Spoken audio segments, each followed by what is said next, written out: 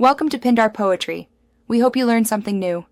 You begin by building the core database that will capture every trade. Enter fields like date, symbol, size, entry, exit, and P/L so data is structured from day one. Once done, create default views, daily, open positions, and monthly P/L to slice your performance quickly.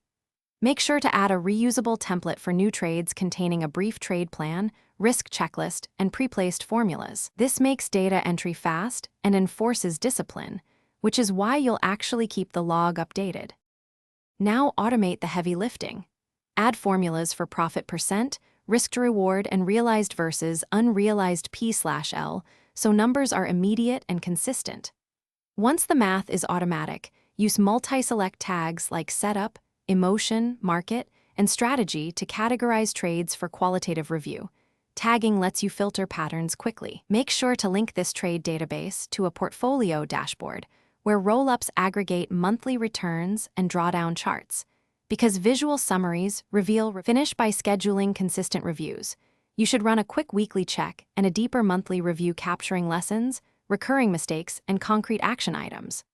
Once done, export CSVs for backtesting or to reconcile with broker statements, and make sure to enable any available syncs for accurate fills.